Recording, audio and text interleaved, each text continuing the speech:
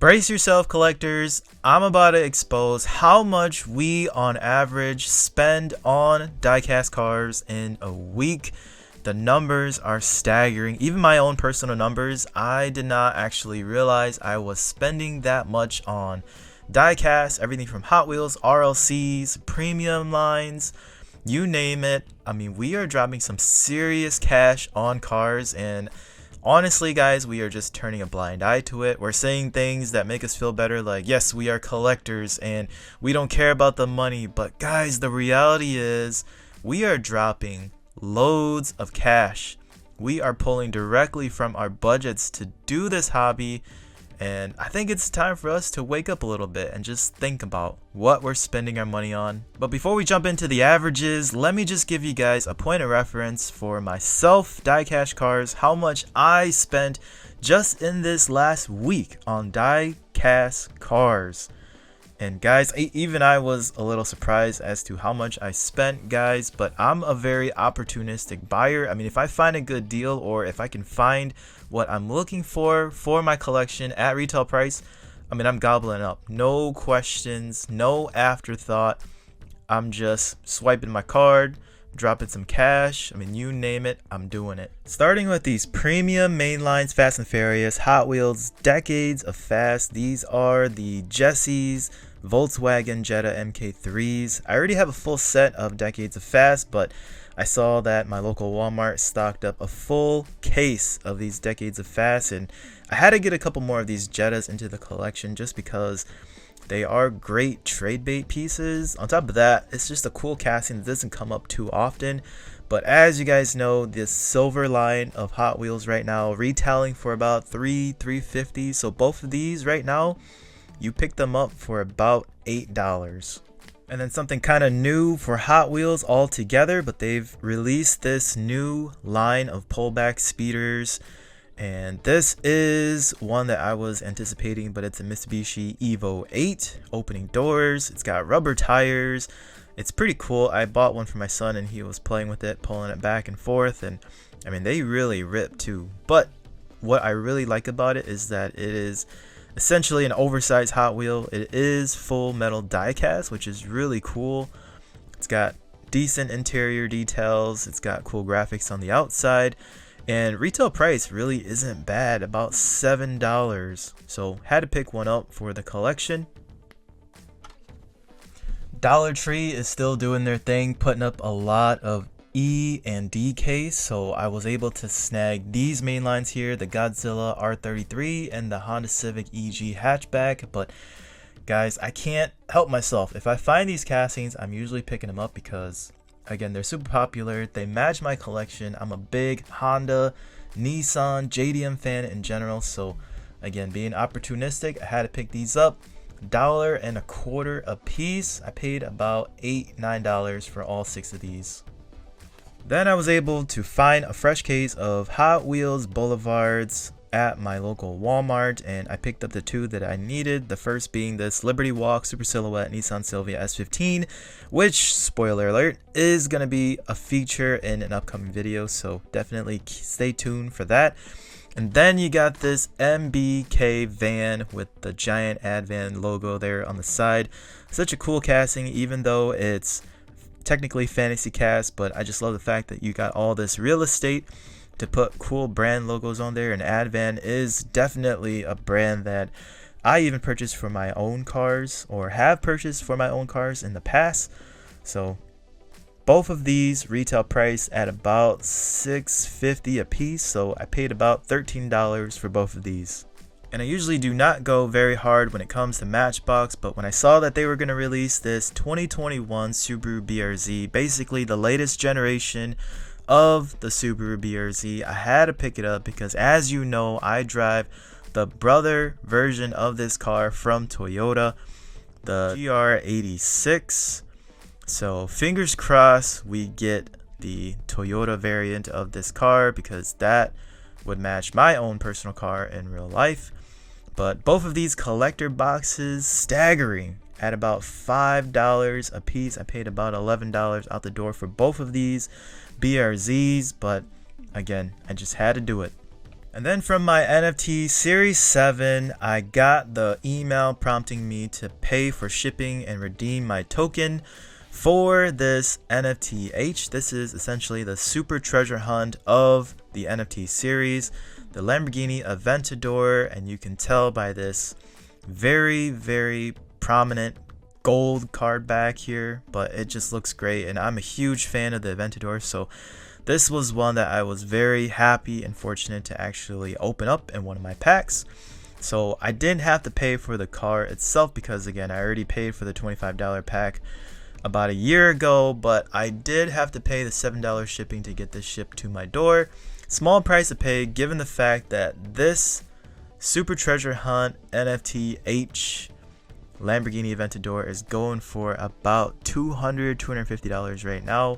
And continuing on with RLC, just last week I was able to pick this up on Overdrive. This is the Pink Party Ford Mustang Cobra R. I mean, this Spectre Flame Pink, I've talked about it before, but it's just so surreal. I mean, you can get lost in that pink color. But this overall execution of this Fox Body Mustang just looks great. I mean, all the right tempo works. I love the 5-star wheels. It kind of gives it that retro modded Cobra look. On top of that, white interior, pretty signature of Pink Party cars. But yeah, I mean, fortunate enough to have Overdrive and pick this one up because it was pretty competitive, at least from what I heard on release day. But snagging this off the RLC website for about $38 shipped to my door in less than a week was pretty sweet. And last but not least, I got my pre-order box in from SC DieCast. This is the latest mix of pop culture, which includes a very special Gran Turismo R34 that everybody is just jumping head over heels for. But went and picked this up from SC DieCast. And again, I can't say enough about their shop. I mean, they've helped me out in a number of pinches, helping me get a number of cars that are just never available in my retail stores. A lot like this Gran Turismo 7 Nissan Skyline R34. We've seen this before in a mainline premium. Now we see it in full metal base, metal body premium. And man, it just looks great. It does not disappoint. Highly anticipated for the year for me when I first saw that they were going to be releasing this. But out of this pop culture set, there's a number of surprises. So again, you got basically two of everything, another R34 there. But one of my favorite movies growing up, Dumb and Dumber, you got the Mutts Cut van. I mean, wow, that is just awesome. I kind of wish Hot Wheels and Mattel flocked the car. That would have been really cool too, but still really cool for what it is. Another Gran Turismo GTR, this being the Liberty Walk Nismo GT3. It looks pretty good. Over here you got MTV, another cable TV channel that basically shaped my childhood as well too. The Dairy Delivery with kind of cool disc wheels there. And last but not least, a TV show, a cartoon series that may or may not have been appropriate for you at the time you were watching it, but you watched it anyways. The Beavis and Butthead 77 Pack and Pacer. Kind of cool. They kind of got it all weathered up. It's got rust spots on it, and it's got Beavis and Butthead right there on the different color replacement door essentially, but pretty neat. A lot of creativity when it came to this pop culture set. So as you can see, you can do a lot of damage buying Hot Wheels and DieCash cars in just 1 week. For me, my grand total came out to $160 for everything you see here. And again, this was all in a matter of 1 week. And I will say that this is about mid-range of what I spend on a weekly basis. I mean, just looking at this, being honest with myself, I mean, I'm not really holding myself back on making pickups. I mean, again, being opportunistic. If I see a good deal, I'm going to pick it up. And to just elaborate on this cost, I mean, if you think about it from a yearly standpoint, 52 weeks multiplied by an average of $150 to $160 every week. I mean, I myself am spending $8,320 a year $8,300 a year on DieCash Cars. That is staggering. Even I get chills when I say that. And now that you got a reference point of how much I spend on DieCash Cars every week, let's go to the polls. And again, I can't thank you guys enough for providing me this data, but 662 of you provided how much you guys spend on average every week on DieCash Cars. I mean, let's just look at the numbers here. So first and foremost, the first level of spending under $20, 46% of you said that you guys are in this bracket. I mean, if I could be perfectly honest, I feel like this is the category of liars, because I just find it very difficult that folks can restrain themselves and spend under $20. I mean, if you think about it, from an RLC standpoint, you're already dropping $30 to $35 on any given drop. But I'm going to abide by the polls. So again, 46% say that they spend under $20. Then 28% of you guys say that you spend within the $20 to $50 range. I'm going to guess that those collectors in that bracket are closer to that $50 mark than anything.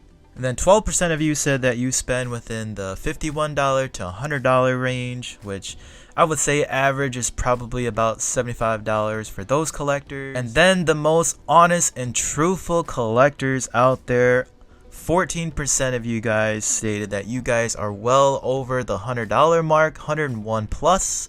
And let's just say that is about 125 every week. I mean, if you look at this data, it's pretty interesting. I mean, there is a wide demographic of collectors out there that have different budgets for what they buy and how much they actually spend on a weekly basis. But I think what really stands out to me is that aside from the 46% of you who are liars, but aside from that number that spend under $20, I think it's really interesting to see that 54%, more than half, spend over $20. And if you take a full-blown average of all of this data by the brackets, it comes out to about an average of $52 per collector spent on DieCash every week. And if you multiply that by 4, that's $208 every month. And if you multiply that by 52 weeks, a full-blown year, that's $2,700 every year. That is mind-blowing how much we spend on little metal toy cars. And this all boils down to the concept that I have been preaching on my channel since the birth of DieCash Cars, and that is to keep the hobby sustainable, to invest in Hot Wheels, buy, sell, trade, so that you can offset your costs, so that at the end of the year, when you drop this $2,000-$3,000 on DieCash Cars, you're not swimming in a pool of debt. I mean, me personally, you guys saw my numbers. I'm dropping about $8,300 every year on DieCash Cars. I mean, I would never be able to explain that figure to my wife with a bold face if I did not have the buy, sell, trade aspect down to a T, to where I can recoup some of the money that I make and keep this hobby sustainable. But let me know down in the comments below how much you spend on Hot Wheels and how are you able to afford it. Like and subscribe, and I'll see you guys next time on DieCash Cars.